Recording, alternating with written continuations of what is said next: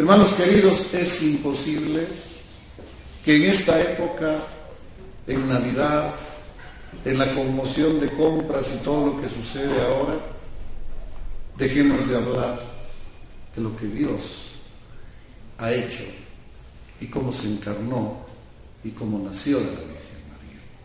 Queramos o no, tenemos que hablar de aquello. Por eso el versículo al que quiero que vayamos todos, por favor, es Miqueas 5:2. Miqueas 5:2. Si todos estamos ahí, vamos a leer el mismo. Pero tú, Belén Éfrata, pequeña para estar entre las familias de Judá, de ti me saldrá el que será Señor en Israel, y sus salidas son desde el principio, desde los días de la eternidad. Mis amigos queridos, no somos cristianos porque celebramos la Navidad. Eso debemos tenerlo siempre claro. Es casi imposible que Cristo haya nacido en esta época del año, en este mes y en este día. El escoger este día es un legado papal. Por lo tanto, como tal, no es digno de nuestra reverencia. Debemos estar claros en aquello. Es una fiesta tradicional que tiene origen en una decisión de hombres, del Papa. Pero es en esta época del año, querrámoslo o no, que debemos hablar de la encarnación y del nacimiento de nuestro Salvador. Y este versículo, pero tú, Belén Éfrata, pequeña para estar entre las familias de Judá, de ti me saldrá el que será Señor en Israel, y sus salidas son desde el principio, desde los días de la eternidad. Este versículo nos trae varias respuestas a algunas interrogantes que van a formar nuestra vida, dirigidos por la palabra del Señor. Lo primero que salta a la vista es: ¿quién envió a Cristo? ¿Quién lo envió? Su palabra dice: de ti me saldrá el que será Señor en Israel. Esto lo dice Jehová a través de la boca del profeta Miqueas. Y si usted pone atención en el prefijo me, de ti me, usted sabe, y viene la revelación, que claramente Jesucristo fue enviado por el Padre. De ti me saldrá. Jesucristo enviado por el Padre con su permiso, con su autoridad, con su bendición, con su beneplácito, para que sea nuestro Salvador. Cuidemos entonces, mis hermanos, aunque a veces sin darnos cuenta cubrimos de honra y de gloria solamente a una persona de la Santísima Trinidad. Cristo fue enviado por el Padre y el Espíritu Santo lo llenó de todo aquello que necesitaba para llevar adelante el pacto eterno firmado desde la eternidad.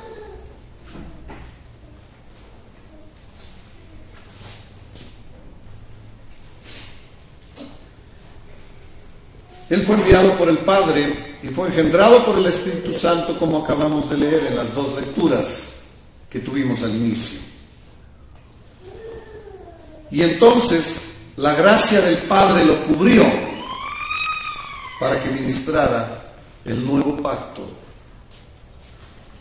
que se había hecho desde la eternidad y para la eternidad.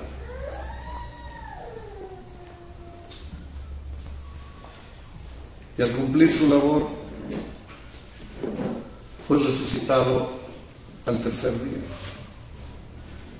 y fue llevado a lo alto, y dice la palabra, llevando cautivo la cautividad. Ese es el majestuoso Dios al que servimos.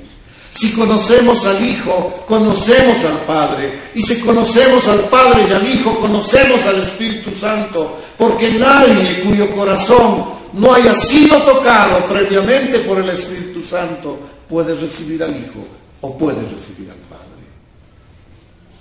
La Santísima Trinidad está presente desde siempre y para siempre. ¿Cómo sería de triste el cielo el día en que uno de sus ángeles se reveló y llevó con él muchos ángeles, y tuvieron que abrirse las puertas del cielo para que sean enviados para toda la eternidad a un lugar de donde no podrán salir jamás? Y el Hijo de Dios los arrojó a ese pozo.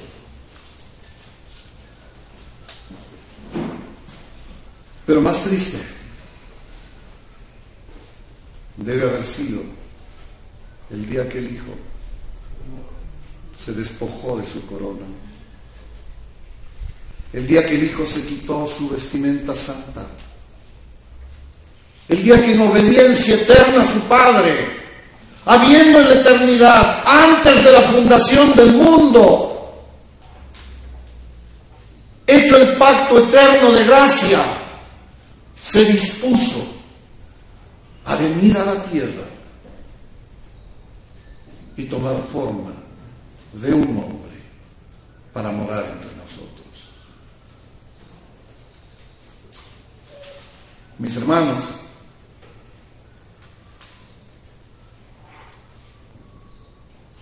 se quitó la vestimenta de gloria.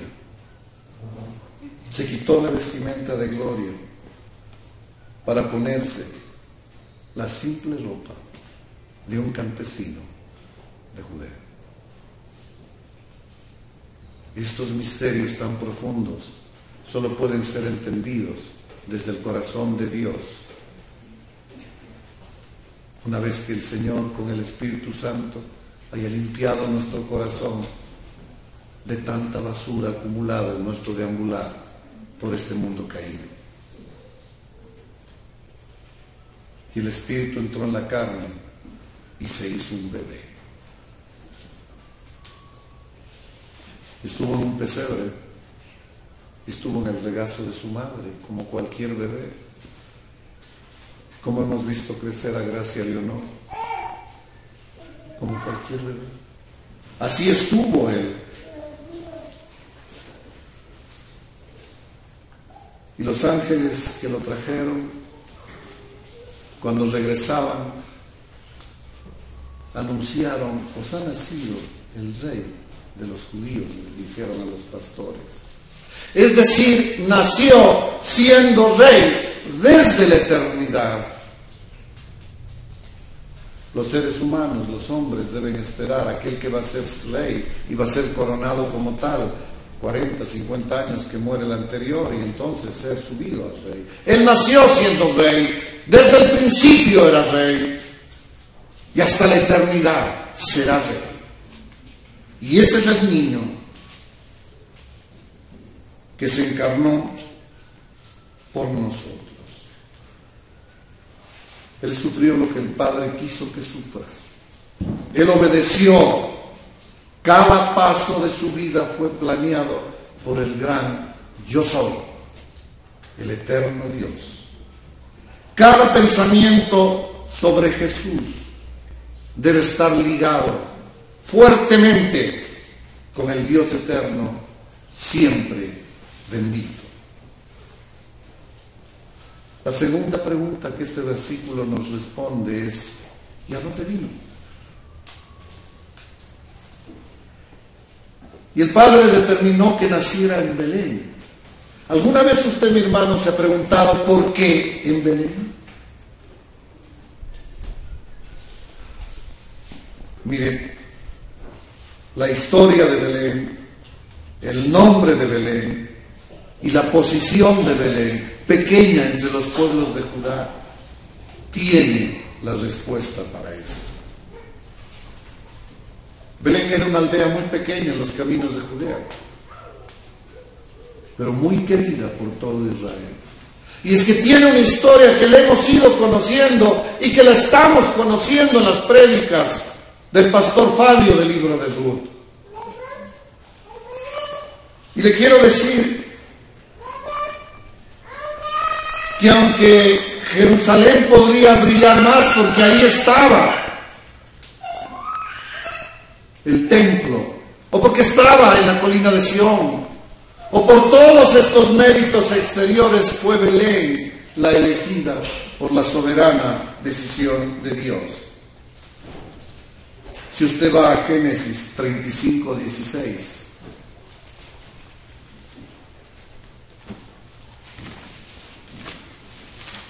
Génesis capítulo 35, versículo 16, dice lo siguiente: después partieron de Bet-El y había aún como media legua de tierra para llegar a Éfrata, cuando dio a luz Raquel, y hubo trabajo en su parto.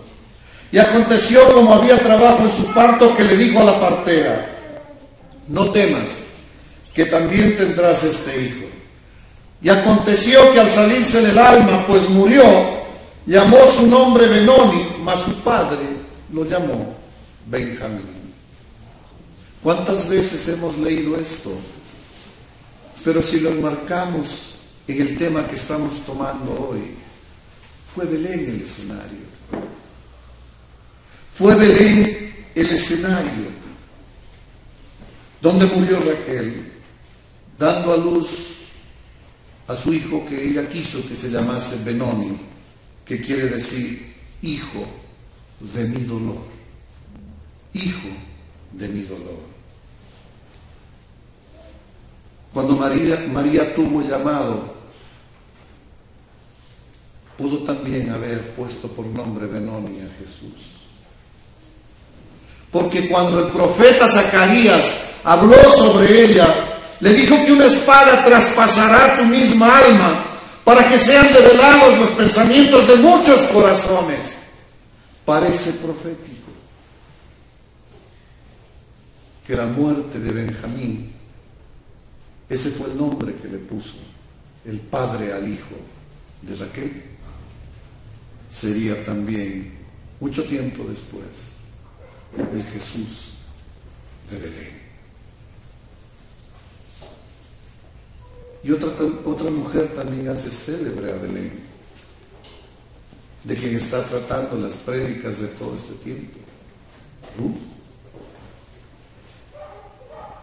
Noemí, una mujer amada y bendecida por Dios, tuvo que marcharse a tierra extraña, y fue con ella su esposo, y fue con ella sus 2 hijos, y la historia la conocemos. Llegaron a las tierras de Moab, y sus 2 hijos conocieron allí a sus esposas, se casaron con ellas, y una de ellas se llamaba Ruth. Y el corazón de Ruth quedó unido al corazón de Noemí, y le dijo: iré a donde vayas, moriré donde mueras, y tu Dios será mi Dios. Y entonces, al regresar de vuelta a Belén, dijo Noemí: no me llames Noemí. Su traducción es delicia, sino Mara, amada, porque grande amargura me ha puesto el Todopoderoso. Pero estaba con ella Ruth, y fue en Belén donde vivía el varón Booz, que tenía grandes campos de trigo, donde ella pidió ir a recoger las espigas que quedaban, y donde Booz la vio,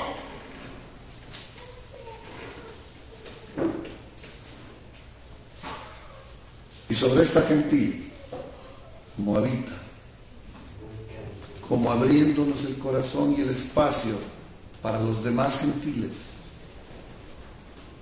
Esta mujer que en su vientre debía mezclar la sangre real de la descendencia divina del Señor con la sangre gentil como la nuestra, encontró gracia a los ojos de Booz, se casó después de inclinar su rostro en tierra, y la historia continúa en este mismo lugar, su escenario, Belén. Y allí fueron fructificados Booz y Ruth. Y de lo primero que nació, el primer hijo fue Obed. Y Obed fue el padre de Isaí. Y Isaí el padre del rey David, del rey de Israel. ¿Dónde más debía nacer el rey de reyes y el señor de señores? Era en Belén. ¿Qué quiere decir Éfrata? Era el nombre antiguo del lugar, el nombre de las viejas generaciones de Judea le daban. Y este nombre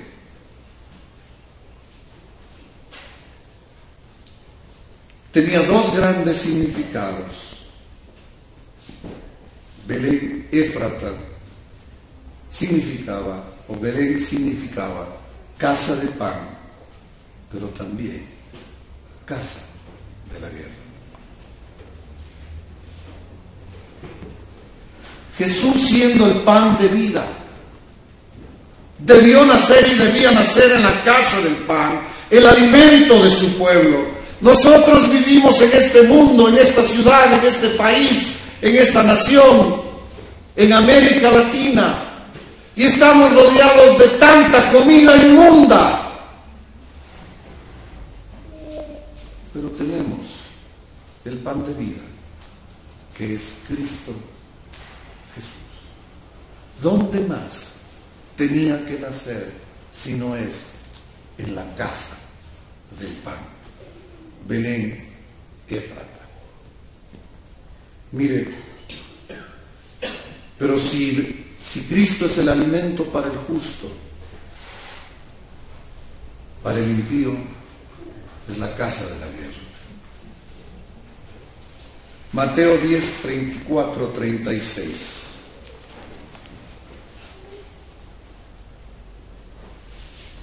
Mateo 10, 34, 36 dice lo siguiente.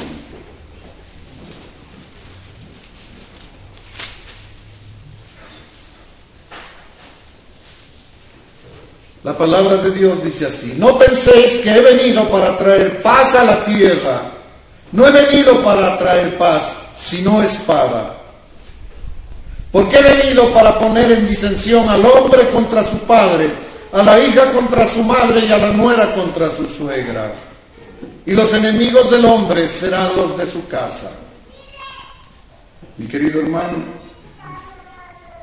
hay que entenderlo. Que la comida inmunda de este mundo, la que se nos ofrece, debemos rechazarla para buscar el pan de vida y el pan del Señor. Ese alimento celestial que fue hecho con el cuerpo magullado de nuestro Salvador antes de su muerte. Este pan que fue cocinado en un horno del sufrimiento y de las agonías de nuestro Salvador Cristo Jesús. Este pan de vida significa también casa de guerra para el pecador que no se arrepiente. Mi hermano, si tú no conoces a Belén como la fuente de pan, como casa de pan, conocerás que Belén, casa de guerra, revelará para ti en vez de pan, la espada de doble filo. Mi hermano, ante el Señor no podemos estar en un lugar intermedio. Y no hay temor de predicar esto, porque es palabra de Dios. El que no está conmigo está contra mí. Mi hermano,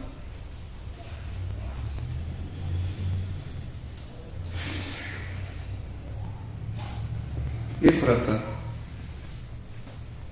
la vieja ciudad, el viejo pueblo, quiere decir fecundidad, fertilidad. Qué adecuado que Belén naciera en el pueblo de la fecundidad o de la abundancia. Mi hermano querido, ¿de dónde viene tu fecundidad, tu abundancia?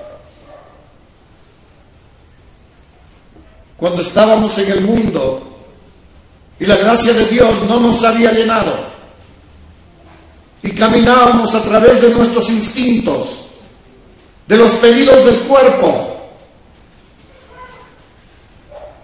cuando estábamos muertos en delitos y en pecados, jamás vimos ningún fruto de verdadera vida.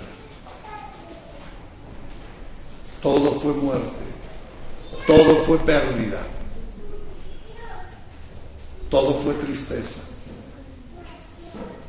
Solo te pido que recuerdes cómo llegaste a los pies de tu bendito Salvador, muerto en delitos y pecados. Nuestros corazones infecundos no produjeron nada. Solamente cuando la sangre de Cristo Jesús los irrigó, los bañó, los transformó, Él esparció agua limpia sobre cada inmundicia nuestra y nos limpió de todas ellas y cambió el corazón de piedra por un corazón de carne.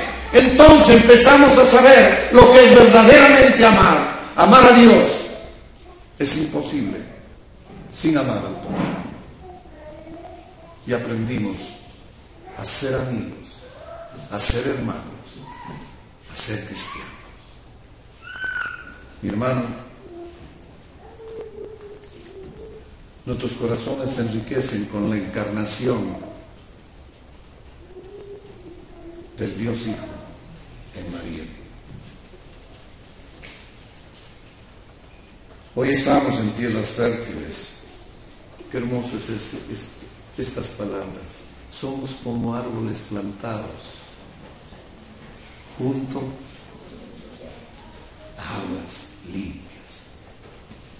Mi hermano, a corrientes de agua viva, y por eso damos frutos.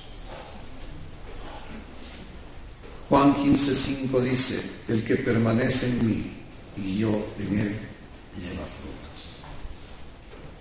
Éfrata significa fecundidad, significa frutos.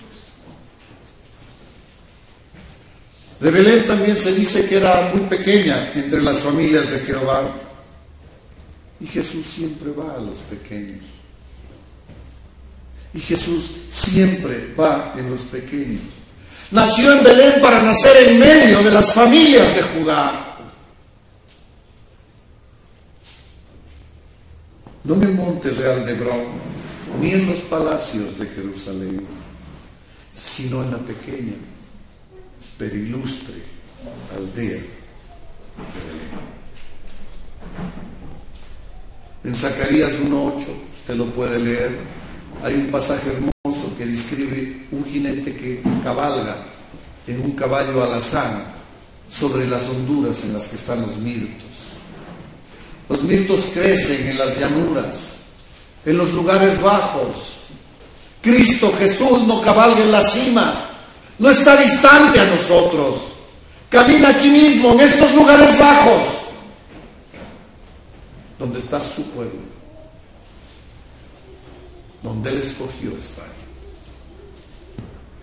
Y dice: miraré a aquel que pobre y humilde de espíritu y tiembla a mi palabra. Isaías 66, 2. Se refiere a la pobreza de espíritu. ¿Cuántos pobres materiales hay en el mundo? Llenos de orgullo y vanidad. Llenos de orgullo y vanidad. Llenos de pecado. Viviendo en el pecado del resentimiento social. ¿Y cuántos ricos materiales hay que habitando en las cimas del poder no llegan a estar entre los mirtos que crecen en las honduras de la vida? Él cabalga en un caballo alazán entre los mirtos. Mis queridos hermanos, Navidad es un día para ser pequeños, porque Cristo nace entre pequeños, entre pobres de espíritu. Quizá eres despreciado por la gente, mi hermano, o porque no tienes nada, o porque tienes algo. El desprecio es el mismo, el pecado es el mismo. Dios no se fija en aquello, se fija en la pobreza de espíritu. Los espíritus orgullosos y poderosos nunca tienen a Jesucristo. Él entra por las puertas bajas, nunca entrará por puertas elevadas. Solamente un corazón contrito y humillado tiene a Jesucristo. Nadie más.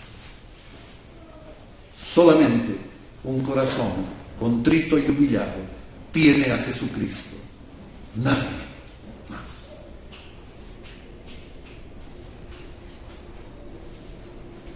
De los misterios hermosos que tiene la Biblia, mis hermanos, hay uno especial en esta época. Qué providencia maravillosa trajo a María desde Nazaret a dar a luz en Belén. ¿Por qué sucedió esto? María vivía en Nazaret, y en esa época pretender hacer un viaje no tenía ningún sentido previo a dar a luz. Era peligroso. Jamás se hubiera planteado una familia viajar en días de dar a luz a otra ciudad, cualquiera fuera la razón. Sin embargo, ellos tuvieron que hacerlo, porque naturalmente hubieran permanecido en casa. Un viaje para una futura madre en estas épocas era terrible. César Augusto, emperador de Roma, promulgó un edicto que todos debían empadronarse en su ciudad natal. ¡Qué coincidencia! Pero ¿y por qué sale este edicto en esta precisa época? Simplemente porque mientras el hombre piensa en su camino, el corazón del rey está en las manos de Jehová, del Dios soberano, decidiendo. Y él lo ordenó todo. César tiene una disputa con Herodes. Un familiar de Herodes es depuesto. César decide imponer impuestos a Judá y ya no llamarla, convertirla en provincia de Roma y no en un reino separado como era. Y lo decide en esos precisos momentos. Mi hermano puede hacer la lectura de las coincidencias, pero en la bendita palabra de Dios no hay coincidencias. Todo, desde antes de la fundación del mundo, fue predeterminado por Dios. Y así llegaron a Belén. Esta es la predestinación absoluta en manos del Padre Eterno. El hombre hace lo que le parece, pero siempre hace lo que Dios decreta. Solamente así nos explicamos por qué actuó Judas como actuó, o por qué Faraón impedía salir a su pueblo. El hombre dice que hace lo que quiere, pero Dios hace que el hombre haga lo que Él quiere que haga. Y no solo es soberano sobre la voluntad del mundo o la voluntad del hombre, sino también sobre las pequeñas y grandes cosas que suceden en la vida. Mis hermanos, y este versículo nos sigue hablando y nos seguirá hablando. La tercera pregunta que podemos hacernos es: ¿para qué vino Jesús? ¿Para qué vino Jesús? Vino para ser el Rey de Israel, el Señor de Israel. Se dijo y los pastores dijeron: ha nacido el Rey de los judíos. Ya era Rey en el vientre de su madre, ya era Rey en la eternidad, fue Rey en su vida terrenal.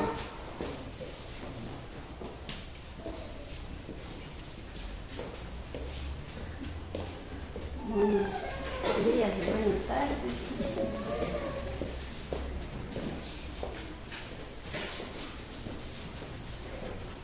Hermano,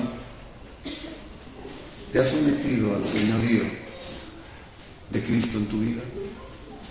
Él realmente es el Rey de Reyes y Señor de señores para ti. ¿O es solamente el Rey de la oración, de constante repetición de frases prehechas, o de los ritos, o de los momentos, o de la asistencia a la iglesia los domingos? Es soberano en tus decisiones. Niños y jóvenes, ¿cómo estáis creciendo en este mundo? ¿Qué estás recibiendo en tus hogares? ¿Qué estamos dando los padres a nuestros hijos, a nuestros nietos?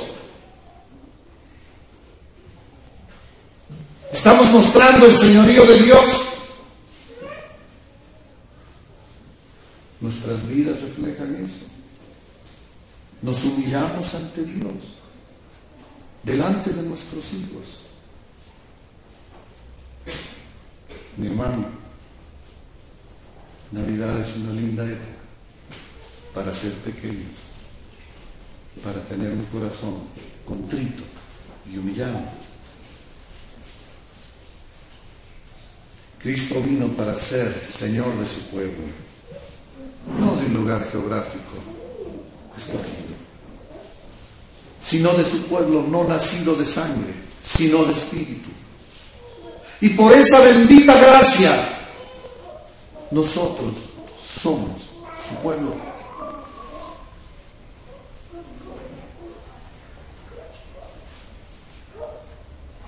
Él es el Señor sobre cada uno de nosotros y siempre lo será. Solo Jesucristo es nuestro Rey y estamos en espera de su próxima venida. La última pregunta del versículo de hoy: ¿vino Jesucristo alguna vez antes? Qué curioso. ¿Sabe una cosa? La respuesta lo da el versículo. Lo da el versículo. Léalo. Miqueas 5:2. La respuesta lo da el versículo. Miqueas 5:2 dice: pero tú, Belén Éfrata, pequeño para estar entre las familias de Judá, de ti me saldrá el que será Señor en Israel, y sus salidas son desde el principio, desde los días de la eternidad. Jesús ya nos visitó antes. Sus salidas son desde el principio. Nunca Cristo fue una figura silenciosa o escondida. Ha obrado desde siempre. El bebé es el mismo anciano de la eternidad. El bebé es el mismo anciano de la eternidad. No es la primera aparición su nacimiento, su encarnación. Muchas veces antes ha venido. En el Antiguo Testamento aparece como la cabeza del pacto realizado entre Él y el Padre, pacto que nos tiene a nosotros vivos y llenos de su Espíritu Santo. Mire, Antes de que el pueblo existiera, Él ya era su representante ante el trono del Señor, del Dios Padre. Mi amigo pagó con su sangre la sangre, con herida las heridas, con sufrimiento el sufrimiento, con agonía la agonía y muerte por muerte, porque la paga del pecado es la muerte. Él ha estado involucrado en toda nuestra salvación, en la tuya, mi hermano. En tu salvación toda la vida ha estado involucrado, desde antes que nacieras. Jamás murmuró palabra. ¿Piensas acaso que esta salvación en la que Él se involucró, sin que tú tengas nada que ver en ella, la va a perder algún día o no la va a lograr? ¿Piensas acaso que amándote desde la eternidad te va a dejar de amar algún momento? ¿Cuánto dolor cuando nos sentimos solos? ¿Cuánta paz cuando sabemos que Dios está con nosotros? Jamás la soledad golpeará las puertas de un corazón contrito y humillado, porque la presencia de Dios fructificará su vida en el diario quehacer. Mi hermano, ¿piensas que Él te va a perder si desde antes de la fundación del mundo te buscó? No. Te ha amado desde la eternidad, nunca va a dejar de amarte. Te amará hasta la eternidad. Sus salidas fueron desde la eternidad y serán hasta la eternidad. Nunca nos dejará. Apareció Abraham, Génesis 18:1-4. Eran 3 varones los que se aparecieron. Y Abraham salió de su tienda y corrió y se postró y habló en singular y dijo, Señor. No dijo señores, dijo Señor.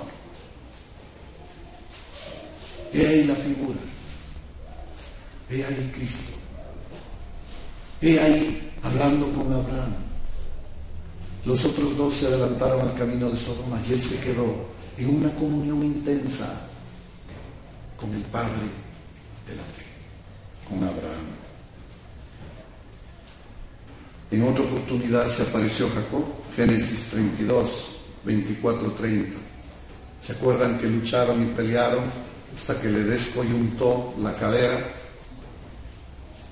Y entonces el varón le dijo, ¿cuál es tu nombre? Y le dijo, soy Jacob. Y el varón le dijo, no se dirá más tu nombre Jacob, sino Israel, porque has luchado con Dios y con los hombres. Otra vez el Dios hombre. ¿Quién es el Dios hombre? Porque era un hombre que estaba luchando con Jacob. Cristo Jesús. Desde la eternidad hasta la eternidad. Y cuando se aparece a Josué en su libro, Josué 5:13, cuando Josué se disponía a atacar a los cananeos, se aparece un varón con una espada desenvainada. Es una figura que ya la conocemos, desenvainada la espada. Y Josué le pregunta, ¿eres amigo o eres enemigo? Y la respuesta es, no soy enemigo. He venido como el príncipe de los ejércitos de Jehová. Y Josué vio divinidad en él, porque inmediatamente se postró ante él, y le dijo, ¿qué dice mi Señor a su siervo? Siempre estuvo Cristo, siempre estará Cristo. En cada ocasión que se apareció, a quienes lo hizo estaban involucrados en deberes eminentes, o cuando estaban a punto de involucrarse, mis hermanos. Jesucristo no aparece a sus santos cada día. Él vino a ver a Jacob cuando estaba en profunda aflicción. Ahí fue con Jacob. Y a Josué se le apareció antes de iniciar una guerra santa. En estas condiciones extraordinarias, Jesucristo se manifiesta a su pueblo. Hermanos queridos, hoy debemos recordar y grabar en nuestros corazones que ese dulce Salvador ha estado con nosotros desde la eternidad. No ahora, no cuando vienes a una iglesia, no cuando te traen a una iglesia, no cuando te invitan a una iglesia. Nadie cuyo corazón no ha sido tocado por el Espíritu Santo acude y recibe su palabra. Nadie. La obra es completa, desde el principio hasta el fin, en nuestra salvación. Tristemente, solo hemos puesto nuestros pecados para merecerlo. Mis hermanos, oremos para que este Cristo hermoso, eterno, nos anime cuando estemos desmayando. Nos ayude cuando estemos cansados. Venid a mí los que estáis cansados y agobiados, para que sane nuestras heridas y someta nuestros corazones endurecidos. Señor, gracias por mostrarnos tu presencia permanente entre nosotros, desde la eternidad hasta la eternidad. Señor, gracias porque hoy ha venido gente a tu casa que lo ha hecho por primera vez. Hermanos, hermanas, niños, que al calor de corazones ardientes los llamaron para que vengan acá. También en ellos te fijaste desde la eternidad, Señor. Tú no dejas nunca inconclusa una obra, porque estamos persuadidos de aquel que inició la buena obra en nosotros, la culminará hasta el día de Jesucristo. Bendita sea su palabra.